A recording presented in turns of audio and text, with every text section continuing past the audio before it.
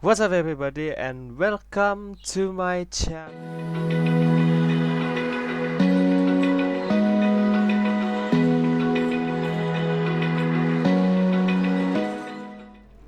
Halo semuanya, kembali lagi bersama gue Nicholas Daito di sini di konten vlog yang kedua.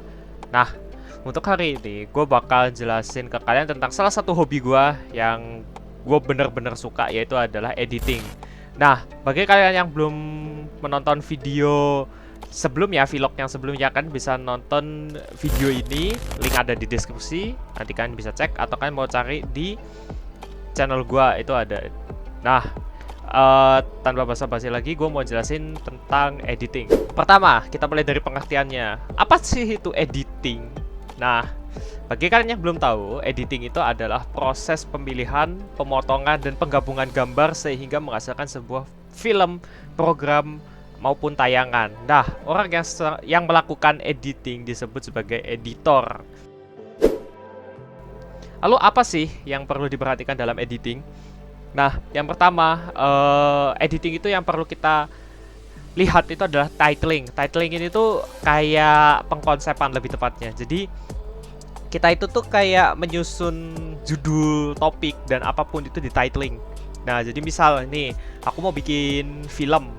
Nah, filmnya judulnya misalnya, aku kasih judul ya ini, dan topiknya misalnya aku ambil kucing.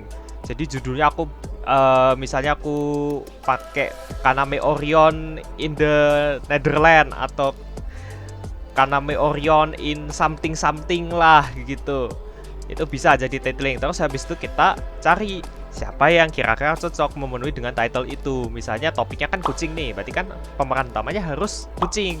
Jadi kita bisa menentukannya secara animasi maupun secara yaitu secara fisik. Nah, di sini gue misalnya aktor gue ambil nih nama pemeran. Nama pemerannya gue udah tentu ini namanya misalnya Kaname Orion gitu. Diperankan oleh siapa? Kaname Orion. Nah, kayak gitu contohnya.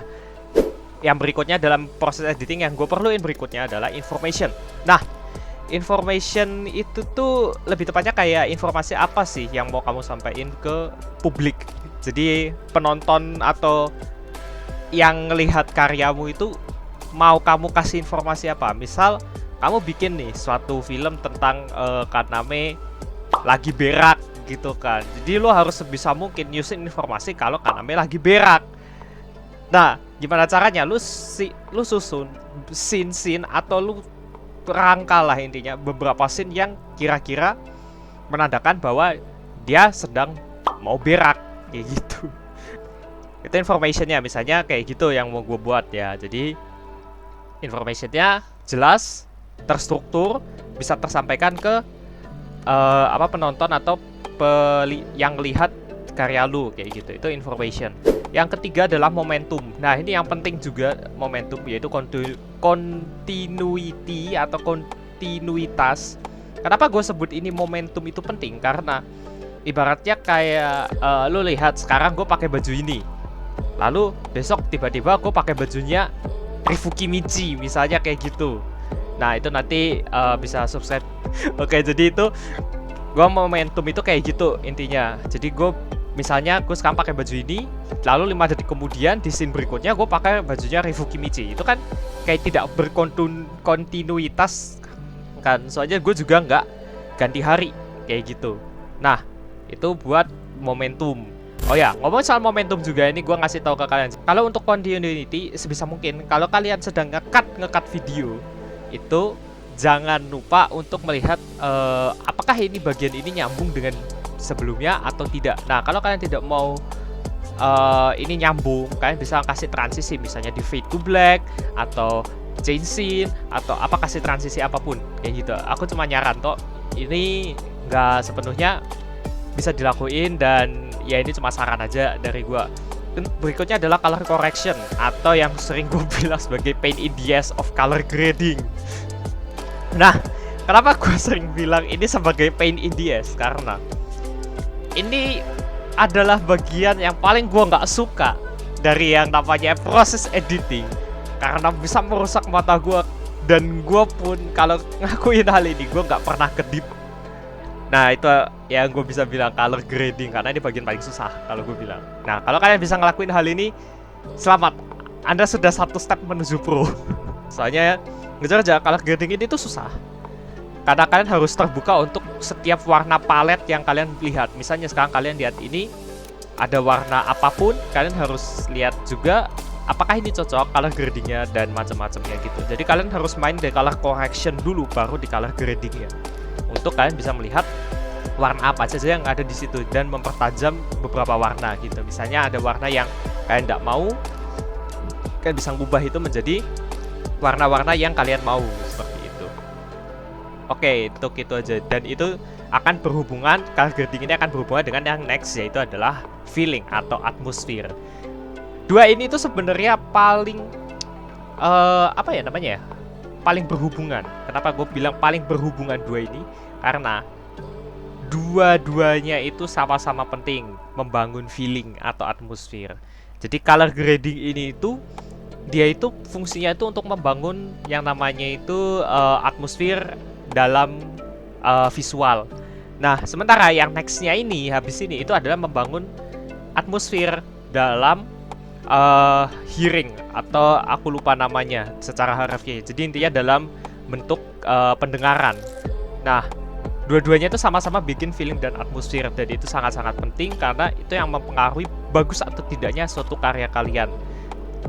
Informasi emang penting, tapi untuk menambah bahwa informasi itu akan semakin lebih didapat oleh orang, kalian harus membuat karya itu menjadi lebih enjoyable. Gimana caranya? Menggunakan color grading dan sound mixing. Nah, apa yang diciptakan dari mereka yaitu adalah feeling atau atmosfer. Nah, misalnya kalian lihat yang sekarang ini feelingnya kayak, oh, dia di dalam ruangan gitu kan, cuacanya cerah dan macam-macam. Oke, next gua ganti habis itu. Nah, sekarang dia jadi agak mendung gitu kan, kita bikin agak mendung. Nah, gimana caranya? Ya itu kita bisa lihat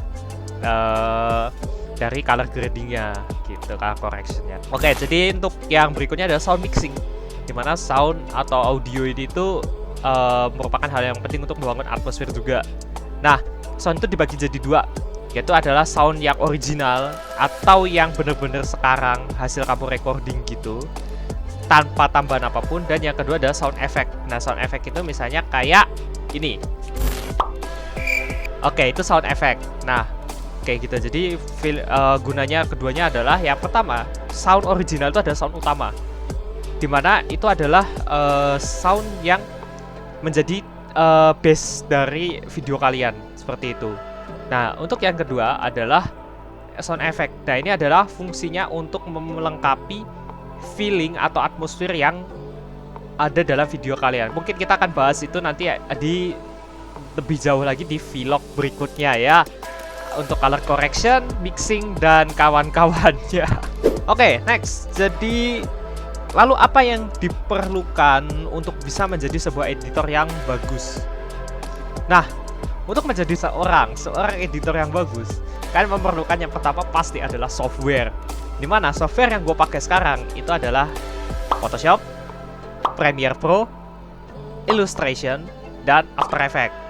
Kadang gue pakai Corel Draw juga sih, kalau gue lagi iseng doang, dan gue kehabisan ide di Photoshop. Nah, itu untuk yang kalau foto ataupun kadang-kadang beberapa efek buat video lah, PNG gitu lah. Gue butuh, ya udah gue kasih gitu. Nah, itu untuk software. Jadi gue nggak perlu jelasin secara panjang. Photoshop ya fungsinya untuk ngedit foto, Premiere Pro fungsinya buat ngedit video, Illustration buat gambar atau bikin ya macam-macam secara gambar lah, After Effects untuk bikin efek-efek yang lo butuhin di video, intinya kayak gitu. Atau lo mau bikin GIF atau macam-macam ya di situ bisa.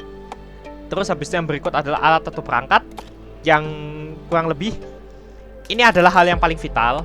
Karena kenapa? Tanpa ada alat atau perangkat lo nggak bisa ngapa-ngapain. Ya kali lo mau minjem temen lo tiap hari buat editing atau buat apa, kecuali lo di tempat kerja ya. Kalau di tempat kerja gue nggak nanya kayak gitu, pasti lo udah punya kalau di tempat kerja gitu kan. Tapi jangan pakai komputer kantor buat ngedit, komputer kantor buat ya buat kerja. Kecuali kalau kerja lo di bidang editing, ya udah pakai buat ngedit, bener. Jangan lo pakai komputer kantor lo mau buat kerja.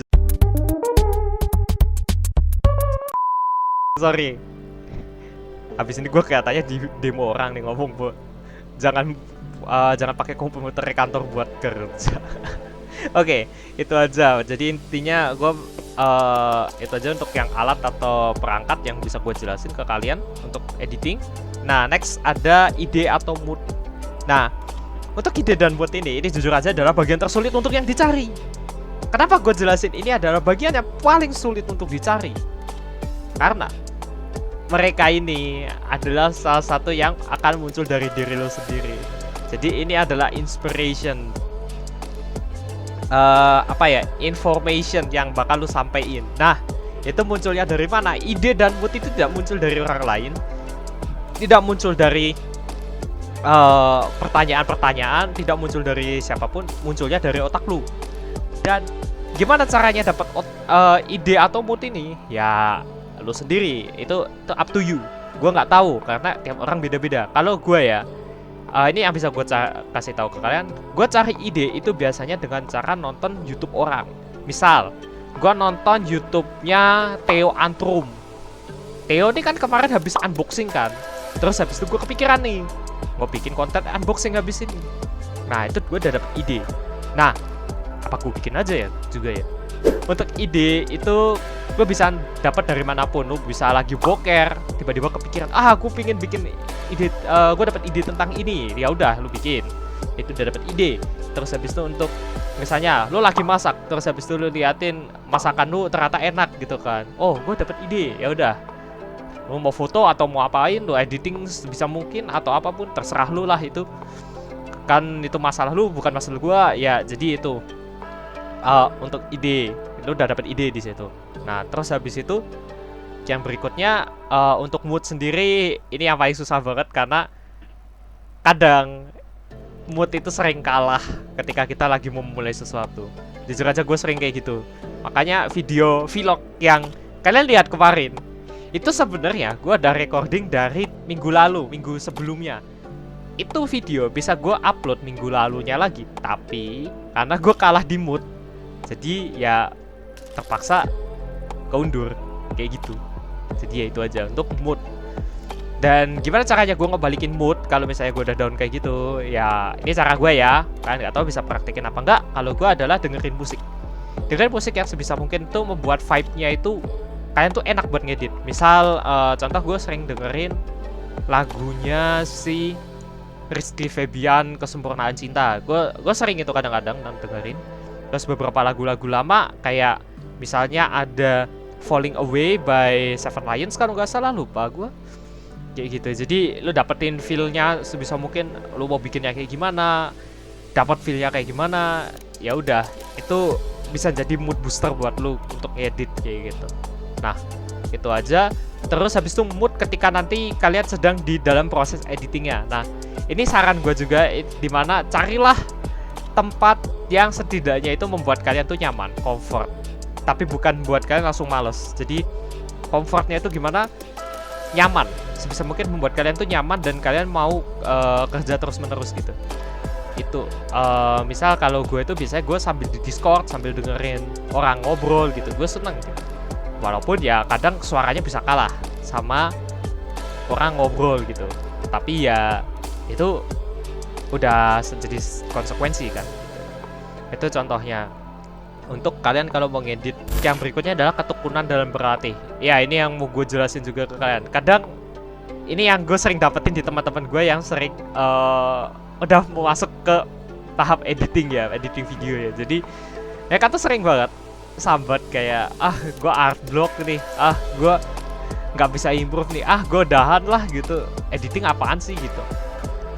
Jadi gue bilang di sini adalah ketekunan dalam berlatih. Kenapa gue bilang ketekunan dalam berlatih? Karena untuk kalian mendapatkan sebuah skill itu kalian perlu latihan yang banyak, lebih tepatnya. Jadi tidak ada skill yang instan langsung lu dapet. Semuanya itu harus learning. Tidak ada yang instan. Jadi sebisa mungkin lo harus belajar dari pengalaman, learn by experience kalau di dalam proses editing sendiri. Editing itu lo teori bisa, tapi untuk merealisasikan teori tersebut, lo harus butuh berlatih yang banyak. Kenapa? Karena teori itu tidak akan sempurna tanpa adanya praktek. Gimana caranya? Mudah, dari hal yang simpel aja. Lu bikin video paling ngawur, misalnya untuk kalau video editing, terus kalian edit aja gitu. Atau lu mau bikin video sesimpel mungkin, terus habis lu edit, itu bisa.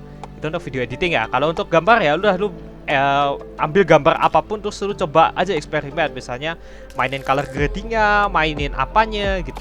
Maksudnya mainin lu crop, atau lu block, atau lu apain gitu, terserah. Nah itu bisa lu berlatih gitu, dan nanti lu bakal nemu style lu sendiri gitu ketika ngedit. Lalu apakah kesulitan terbesar dalam editing? Sesuai yang gue jelasin tadi sebelumnya, yaitu adalah ada 3 hal yang paling gue benci seumur hidup gue, yaitu adalah color grading, mood, dan ide. Ini adalah 3 kebencian gue dalam editing. Oke, kenapa gue sebut ini ada 3 kebencian terbesar gue? Yang pertama adalah color grading. Kenapa? Karena dalam color grading sendiri, gue tuh paling benci itu adalah untuk ngelihat warna-warna yang bagi gue itu tuh tidak pernah gue lihat, dan itu selalu muncul di pikiran gue untuk gue kasih. Misal kayak gue bikin nih warna hitam, terus gue kasih aksen neon gitu.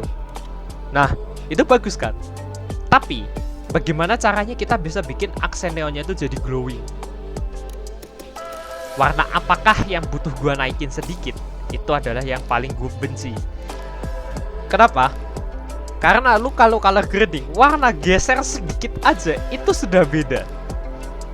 Walaupun bedanya nggak kelihatan, tapi itu bedanya bener-bener ada bedanya. Kalau lihat baik-baik, itu akan ngaruh ke feeling atau atmosfer tadi itu. Makanya itu gue paling benci color grading. Kenapa? Karena mata gue nggak boleh kedip, dan mata gue sering sakit gitu. Makanya gue sering pakai install. Yang kedua adalah mood dan ide. Ini gue jadiin satu aja. Kenapa? Karena dua-duanya sama-sama susah, dan udah gue jelasin tadi kenapa. Kalau untuk mood itu susah didapat karena kita sering kalah di ketika lagi ngedit maupun sebelum ngedit. Untuk ide ya, inspiration bisa hilang kapanpun dan dimanapun, dan bisa didapat dimanapun dan kapanpun. Jadi sebisa mungkin kalau untuk kalian udah dapat ide, tolong dicatat aja. Jangan kalian ingat-ingat, karena kalau kalian ingat-ingat itu akan lebih cepat lupanya. Jadi mending kalian catat aja kayak gitu. Oke, itu aja untuk editing. Nah, lalu apa yang bisa gue saranin ke kalian? Ya yang pertama tadi udah gue saranin banyak banget. Yang pertama adalah berlatih lebih sering, karena teori tidak akan perfect tanpa adanya sebuah praktek. Terus habis itu ide dan mood itu, untuk ide dicari dan dicatat, jangan lupa. Kalau diingat-ingat nanti akan lupa kalian. Untuk mood ya itu up to you sih. Itu gue nggak bisa ngomong, soalnya mood orang beda-beda lah gitu. Oke, ya setidaknya fake it lah kalau kalian udah mulai merasa malas kayak gitu. Itu aja saran dari gue, dan itu aja yang mau gue bahas tentang hobi gue, yaitu editing. Nah, jadi itu aja buat hari ini. Dan kalau kalian suka, kalian bisa tekan tombol like, terus habis itu share ke teman-teman kalian, dan jangan lupa untuk klik tombol subscribe. Itu penting karena itu juga tidak dipungut biaya. Terus jangan lupa untuk tekan tombol notifikasi yang ada di sampingnya, yang bentuk lonceng itu, supaya kalian dapat update dari channel gua terus. Nah, itu aja dari gua. I'm Nicholas Daito, sign out from today and see you next time. Goodbye.